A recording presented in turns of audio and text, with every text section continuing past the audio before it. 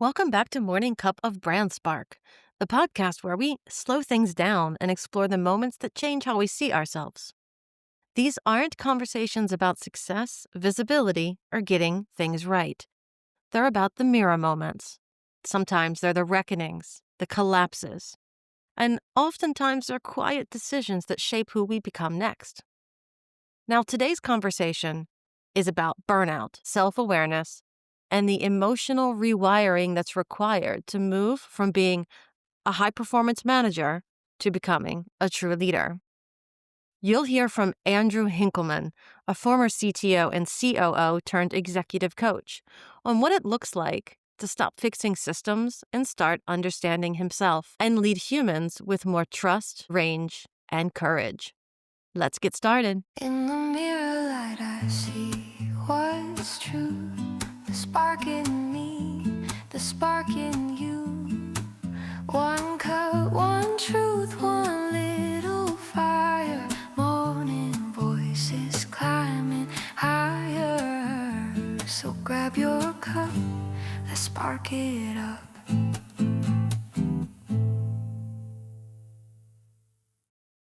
Hello, Andrew. Hi, Gina. How are you? I am awesome. Thank you so much for joining me today on Morning Cup of Brand Spark. Thanks for having me. Appreciate it. I'll kick us off with one of my rituals that I do. I know it's evening for me, but it's not evening for you. So what's in your cup today? You know what? I'm having yerba mate. So Really? I'm already through the coffee phase in my morning since it's 10 a.m. here Pacific time. I'd be on my fifth cup by then. I've transitioned. Yep. Yerba mate is awesome. I I don't know a love lot it. of people that drink it. That's so cool. Yeah, I took to it a few years ago, and I've been a heavy caffeine abuser for a long time, so I can still it still provides that, so it's nice. Yeah, but it's light, right? I have two of the cups downstairs, and one of my colleagues back in the day had introduced me to it. And I was like, "What is that?" It just looked so cool. The routine with it, right? Right, right. Yeah, I don't have the gourd system going. Oh, you don't? I'm still in the sort of the French press phase, sort of like a loose. I totally didn't know you could do it like that. See, I'm Yeah, learning yeah. something from you in the first 5 minutes. Well, this podcast is all about the stories of the moments where we drop our mask in some way or we see ourselves again clearly. I call those mirror moments, right? And as leaders and founders, everyone that I've spoken to has had something that's happened to them in their lives where there's been this transition in some way and they've had a mirror moment, and it's fascinating to me. And I know you have had one too, but if you can take me back to the time, like before that mirror moment happened, you spent years leading engineering teams, right? Correct. So when did you first feel that something was off or maybe something wasn't working anymore for you? I had an experience that I think now is actually pretty common for a lot of people, which is about 10 years into my career.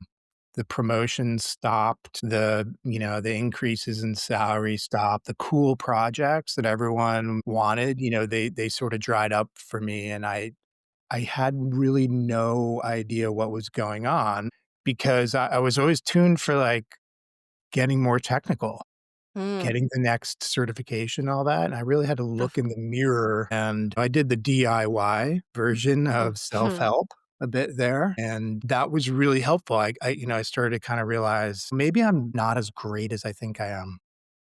Oh, you had a self-doubt kind of creep in as well. Yeah, so, I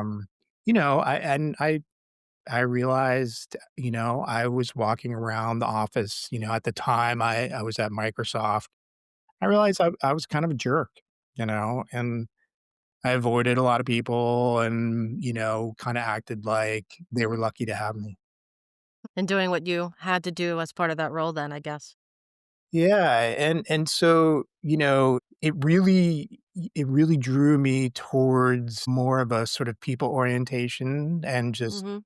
getting to know people and not in a transactional kinda way. Mhm. I think, especially in the workplace, people communicate a lot, but it's always transactional, or, most Right. of the time it's transactional, and I think that's a little bit of a missed opportunity. Yeah, having real relationships. Absolutely. And back then, is that the moment that you feel you had a sort of burnout? That was a little earlier, It was earlier. and that sort of, moment of, self reflection and Mhm. some really, some deep work then, really pushed me into a lot of the success of my career. So that was a little bit of a catalyst moment. Ah, I picked up things like meditation, which I credit for really driving a lot of my career, but I got really off track when I was a chief technology officer and, you know, did all the things working, 18-hour days, all those things that really drove me towards burnout. So that was a little later. and did that change going through that burnout phase, did it sort of change how you saw yourself too? Yeah, I really kind of thought I can handle anything. I don't need to focus too much on my health. I'm invincible. I'm different, right? Like those Mhm. other people that need to make sure they get enough rest, those other people, You're like, you "I'm not one of those." I'm not me. Have Yeah, you of met course. me? And I know it sounds like a lot of ego, and it probably was, but, I loved the role, I loved the company I was at, but I gave myself away fully Yeah, you're to it. Lost myself, consumed with it, right? fully consumed, but in a not in a, necessarily in a survival kinda way. I mean, I was legitimately passionate about it, it's just Yeah, you that loved it. it it overtook everything. And then at what moment did you decide to change that? Well, the interesting thing about burnout, and I talk about this a lot with my clients, because a lot of the people I work with are in the range of burnout. And Yeah. so it's really sort of a spectrum. And I didn't know I was in that. I had no context. I had no idea. I didn't know what was going on, but I would come into Monday exhausted. Oh, really, still. Yeah, a week of vacation would do absolutely nothing. I'd come back, and by Tuesday, Wednesday, it was like I was never out of the office. And did you ever really disconnect on that week you were off? I hear that so many times from people. Well, I must admit I do it too. I don't disconnect. Yeah, yeah. I think it's different if you want to be connected versus you feel compelled to. I think that a little bit different. Like for you, you probably like to keep things on track and kinda check in and stuff like that. A lot of people feel Totally. compelled to, they feel like they can't leave their laptop at home, you Uh, know? yeah, then it's a But different. yeah, it's a little bit different, but, I guess my point is if you're really in some phase of burnout, a week off is not gonna do it. It's not gonna change anything. And what was the moment that you really did make that change? I kept going deeper and deeper into it, and then at some point, like, apathy kinda comes in, Ugh. and you start to care a lot less about things, and I woke up, got out of bed one day, and my back was completely thrown out, and I think it was my body's way of saying, "Hey, hang on, Wake up. Yeah. wake up." Exactly.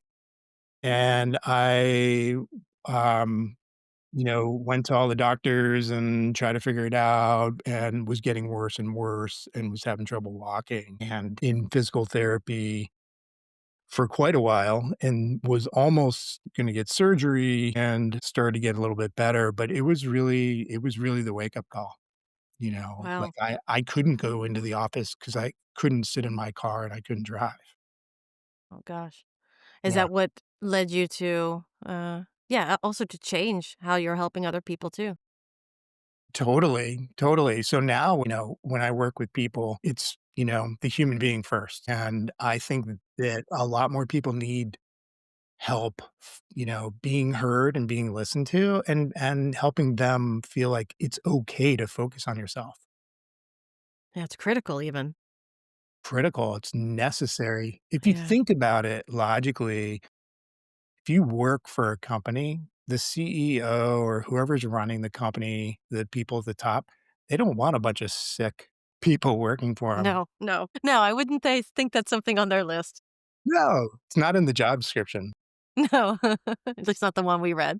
Nope. And, you work with a lot of CTOs and CEOs now, right? Or founders who've sort of hit this invisible ceiling that you talk about. What about the ones who break through that ceiling? What do they do differently?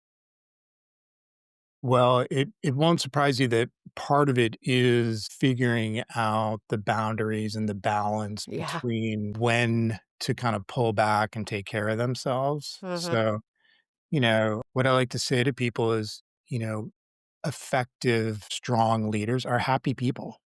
So, what do you need to do day in, day out to put yourself at the best, to give yourself the best chance of having a Mm, strong, positive, optimistic kind of day? And honor that, right? It takes yeah. self-discipline. Yeah, and you show up as a different person for the people around you and for your team as well when you're like that. Fully. Yeah. Yeah. And how, you need to be able to manage people and have your staff really, really engage with you and trust you. You need to be able to be present Yeah. and be healthy and be optimistic. And what do you think about vulnerability in that mix too? Because I hear about that a lot as well, that leaders aren't vulnerable enough sometimes. Well, the version of vulnerability that I can make very, very practical for people is Mhm. that you need to open up a little bit so people can get to know you. Yeah. So if you have someone that works for you, Gina, and you're having like a one-on-one and you're talking to them, you might ask them a lot of great questions about where they want to go with their career or what they did on the weekend or whatever it is. Yeah. But if you're not talking about yourself a little bit and opening up, and like, you know what, I tried this and totally failed Yeah. because, there's a lot of people don't want to talk about themselves and open it up. And that's, I think, the vulnerability that builds trust. Yeah, you're right, and it makes it human too. And the more you listen to other people and be part of that conversation, but definitely the human side of the connection with your team is so critical. Yeah, that's what people connect with, right? It's not, a spreadsheet or another sort of flow chart that people are going to connect with. It's humans. Yeah. It's a long time since I've been in a corporate, but I mean, I would hope that that's changing a little bit, right? That there is more acceptance of the human element and the vulnerability element. I don't know how it is now, though. It's been a while. I would say there's a lot of positive change, but a lot of that is in the newer companies. There's a lot of legacy kinda hangover from the past. Yeah, Yeah, that carryover makes it hard to change. Cultural is so difficult to change. Internal, totally. especially if talking about some of those big ones. Culture's incredibly hard to change, especially because the people at the very top have to be bought in, and usually they're the ones that keep the culture. That's true.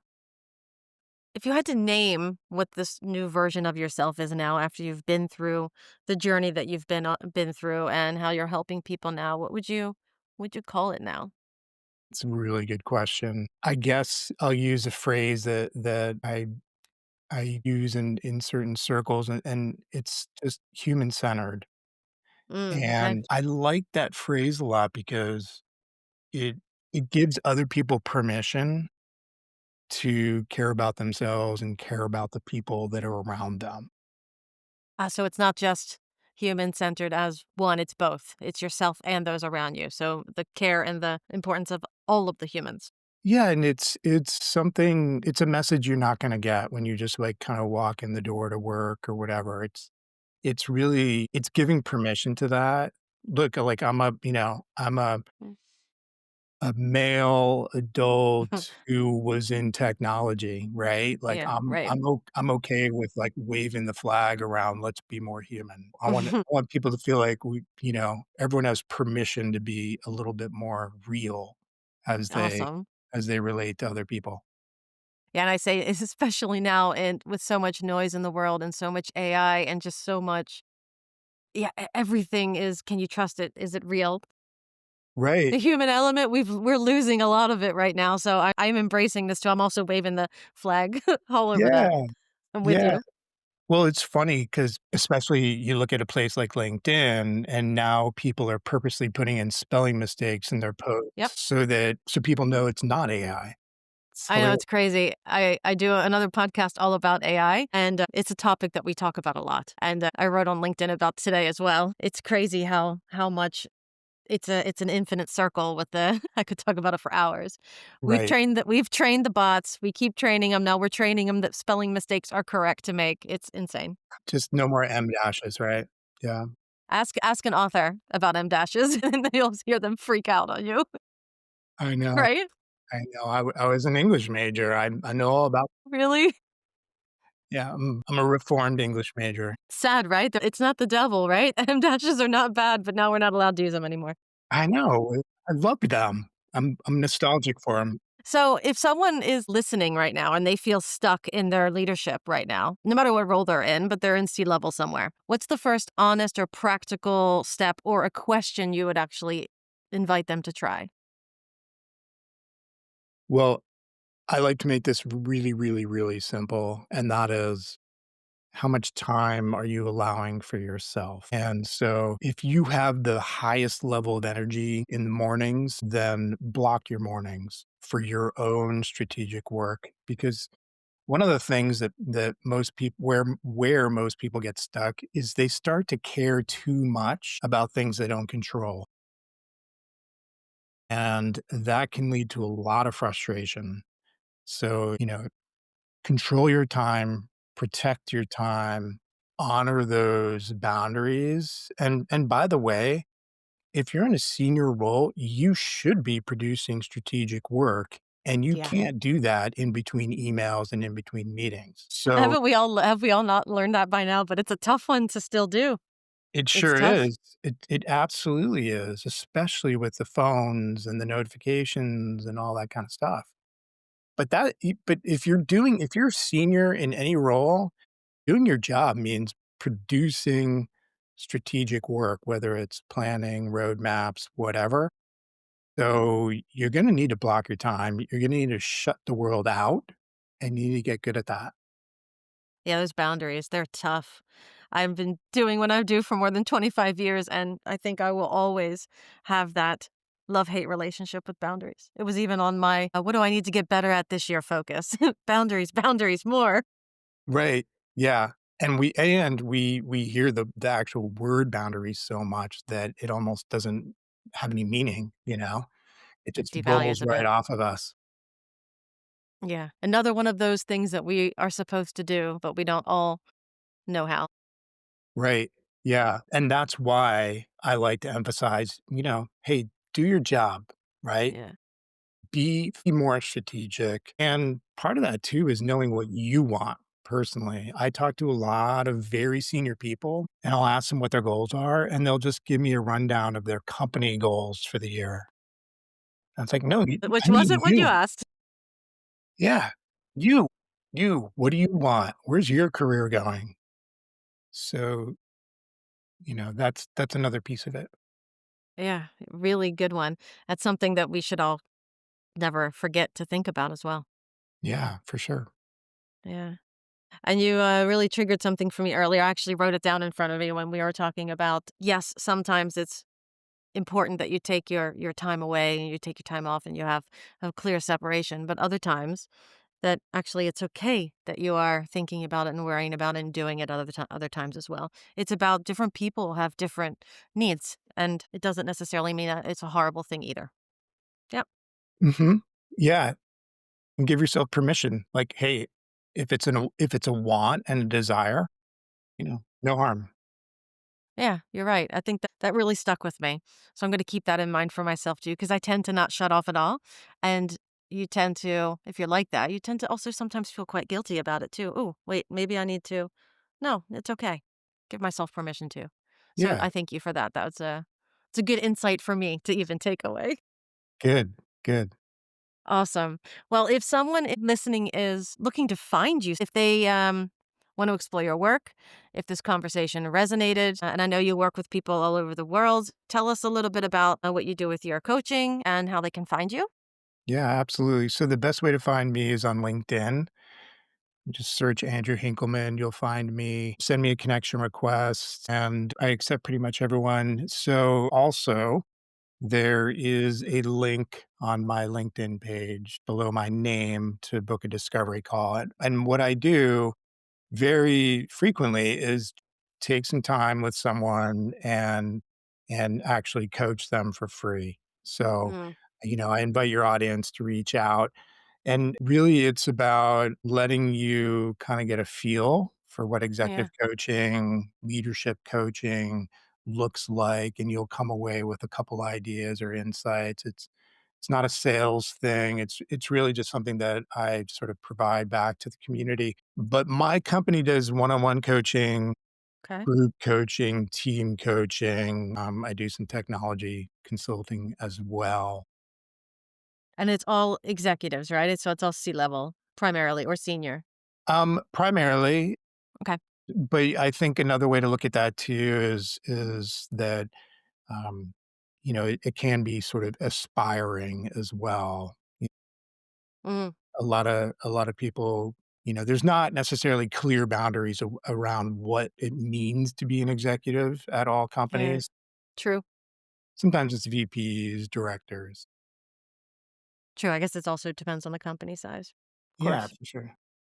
Well, this has been an awesome conversation. I thank you so much for joining me, and I'm definitely taking some tidbits out of it myself, giving myself some permission too, and reminding myself to set my boundaries, which has been my goal for 7 days now, which I still haven't done. See, I'm an overachiever. 7 days is not done. What are you talking about? You only get 1 more week, and then you're, like, too deep. As soon as you can't say Happy New Year to people, you can't, can't change your. No, I saw someone on LinkedIn say, today who with a poll who asked, "At what point can you not say Happy New Year anymore?" So, what do you think? At what day? I'm gonna just go with January 14th, 2 weeks in. 14th. Yep, Okay. I 2 didn't weeks. have an opinion, but I'm gonna go check the poll and see how close you are because I didn't I fill wanna one hear in. it. So I'm gonna go check it too. But yeah, I saw it earlier. I saw it and I was thinking, oh, I wonder what it actually is. Okay, so 14th, right? Is your guess. 14, Awesome. All putting all right. my chips on 14. Awesome. Well, I've already connected to you on LinkedIn, so I'm gonna forward it to you so you can see the results there yourself. Great. Awesome. Andrew, I really appreciate it. Has been a pleasure. Thank you. Alright, Gina, thanks for having me. Well, that was Morning Cup of Brand Spark. Today's conversation was a reminder that leadership doesn't break down because we aren't smart enough. It breaks down when we just don't understand ourselves.